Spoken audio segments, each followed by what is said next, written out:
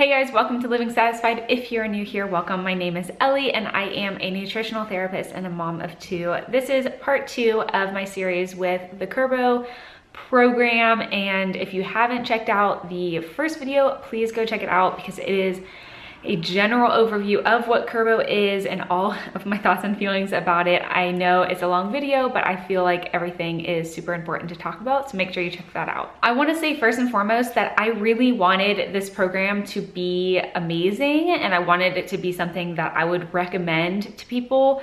Unfortunately, that's not exactly the case, and I will get into it more on this video, but I wanted to just make it super clear that I'm going to be giving some positives and negatives. I don't want to just bash Weight Watchers. That's not what I'm here for. That's not what I'm about. So I just want to give you the information, what our food looked like on the Kurbo app, and yeah. So let's get into it. So first things first, obviously I am a nutritional therapist, so I feel like our diets are pretty clean. So I wasn't expecting too many reds or just things that were off on the diet, but I will say one of the biggest issues that I have is that the program is pretty fat phobic, and so even really good fats like avocado and butter and whole milk and those kind of things are listed red on their list. They really are not for red meats and things like that, and I believe in a well-balanced diet that includes diverse amounts of food and listening to your body and eating intuitively. So there's that. So I feel like we got more reds because of that. I charted out mine and my son's food for 3 days, and then I just multiplied it by 2 to kind of get a general week's view of what we eat. You know, most of the days we're eating pretty much the same thing, so I didn't really expect there to be great diversity throughout the week or what our numbers would change drastically throughout the week. I just took a normal week and ran with it. So if you didn't see my first video, the Kurbo app is all about the stoplight principle, saying that green foods are like go, you can eat as many as you want. These are fruits and veggies. And then yellow is what the majority of the food that you eat. And then red is the foods that you want to stop and think about before you partake in them. It says that most of your foods should be yellow, but like I said in my last video, it got really confusing because 3 yellows equal a red, and you don't want less than 14 reds in a week, but it doesn't really tell you how many reds you should have. I don't know. I feel like it was a little bit confusing, and I just feel like as I was charting out all my food, I felt like when it was saying that I was eating red foods, it made me feel bad, and I don't think that what I'm eating is bad. And so I just felt like it was really triggering, even though I don't personally have those kind of issues with food. It just concerns me for the age group of 8 to 17, which this program is geared towards. All right, so I am gonna go through what our 3 days looks like. I will start with my son's, and then I will just briefly go through mine. My son is 3.5. Obviously, this is not the age group that they are targeting, but I only have a 3.5-year-old and a 2-year-old, so that's what you get. So on the thing, I'm looking down to see, on Jones's tracker, he's my 3.5-year-old, he had 34 reds. Again, this was like in a 6-day period because I multiplied it by 2 because I tracked for 3 days. So 34 reds and 52 greens. And then mine was also 34 reds and 76 greens. And so I felt like this was quite accurate based on their program. I felt like, me having a lot more green lights makes sense because I eat more green food and veggies and things like that than my son does because he's 3.5 and he's a toddler. All right, so now you can see up here, I'm gonna kind of look at my phone to make sure I know what I'm talking about, but you can see that there's 6 reds, there was 8 greens on this particular day. And when you go into it, you can see breakfast, and then you basically just search your item and then you can type it in. So that day he had some toast with eggs and butter and water. So pretty standard day, but you could see that I gave him, a good smear of butter, so that equaled, you know, about 2 reds. And then, oops, and then you look at the lunch. This was a pretty standard lunch, I feel like, for his age group. It was just a tortilla with some cashew butter on it, and he had some peaches and water. And then lastly for dinner, they had pork and broccoli and rice, butter and water. So this was a pretty healthy day. This is a pretty standard day in our family. He did have a snack of hummus and pretzels. These were both not well recommended. They were red items. Again, they say that these are not supposed to be bad items, but again, don't you think that when something says red, like a big red dot next to something you eat, it just triggers you to think like that was bad?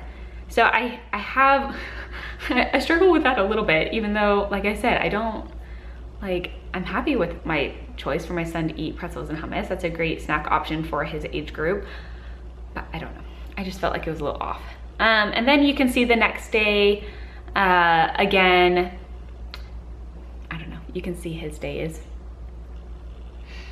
And then we pull up mine. I'll just go through this really briefly. You can see it's basically the exact same as my son, so I don't wanna like go into it that much. Obviously I had more greens than he did, but I also had more reds because I ate avocado, which was a red item. And then, actually no, avocado is yellow, but I had butter and bacon, which are both classified as red. And you know, this day I also had pizza. Again, this is totally acceptable to eat, but you just need to balance it out with your diet. So when you pull in, you can kind of see what the recommendations are and kind of what numbers they are. So these are some of my other days that you can see. I'm not gonna go into great detail about them. But overall, I feel like when I look at this, especially when it's geared towards adolescents, the issue is that they are supposed to be tracking their food for extended periods of time. An extended period of time to me is more than 2 weeks. When I work with clients, I have them track their food for a week before I meet with them for the first time. And this is for me to understand what are they eating, how much are they eating, so that I can better set a plan for them, like a meal plan and things like that moving ahead, and how to adjust what they're eating. But the most important part of my food journals is that I also have an emotional tracker as well.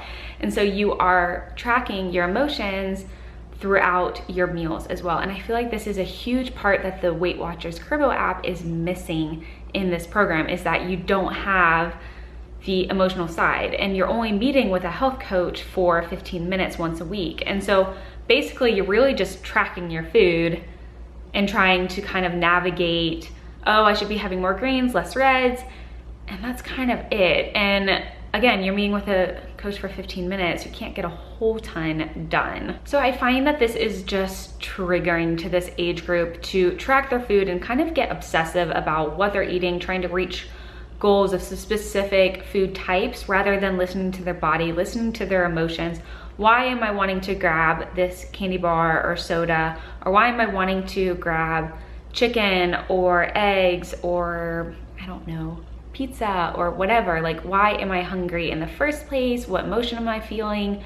How much food am I eating? How do I feel after my meals? I feel like these are the things for this age group that are so crucial to teach, and how to teach them how to eat intuitively, that is just being missed on this program. But I just can't get on board with charting your foods for more than 2 weeks, unless, I think when I was thinking about it, when would I ever have a client chart their food out for that long? And the only time I think that I would ever have that happen is if they were having like hives like a couple times a week and they can't figure out what food item or, you know, environmental thing around them that's causing them to have this immune reaction, this allergic reaction. And so yeah, I would have them like continually like chart out what they're eating, or if they're having, you know, eczema or some sort of like more intense autoimmune issue.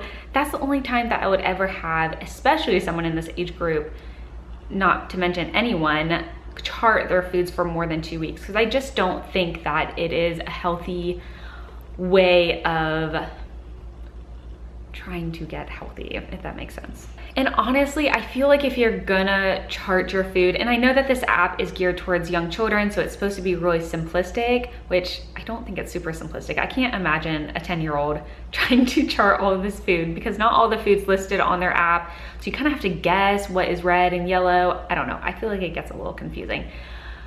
But I feel like if you're gonna be charting your food, there's other apps out there that do a better job. The types of apps that will actually calculate your nutritional value, you know, how many B vitamins and omegas are you getting in your meal and that kind of thing. And I feel like if you're gonna chart your food, it's better to get information like that, especially in the day and age where like plant-based and keto and the carnivore diet, like all these diets that are very kind of restrictive as far as the diversity of foods that you can have. And then it can actually chart like, oh, you're missing these key vitamins in your diet, and so you can adjust and change them. That's really the only reason why I would use a food app like that. So in conclusion, I feel like along with my previous video, I just can't imagine this app being wildly successful in this age group. I did say in my previous video that I would probably recommend this to a child who's having very standard American diet. They're eating out most of the time. Most of their food is processed. They're eating lots of like cereals and grains and fast food and just packaged foods in general. And so going from that to this kind of plan, I feel like might be successful for a certain amount of people, but it's a very, very small amount. And so would I recommend this to children? No. I would recommend going to see a dietitian or a nutritionist. If you need information about how to meet one, let me know. I am a nutritionist. I'm happy to meet with you. All of my information is down below. And yeah, and I feel like there's a lot of other bloggers and things like that that you can follow for better information. And I'll list a couple down below of people that I would recommend following. So hope that you enjoyed this video, and I will see you guys next time.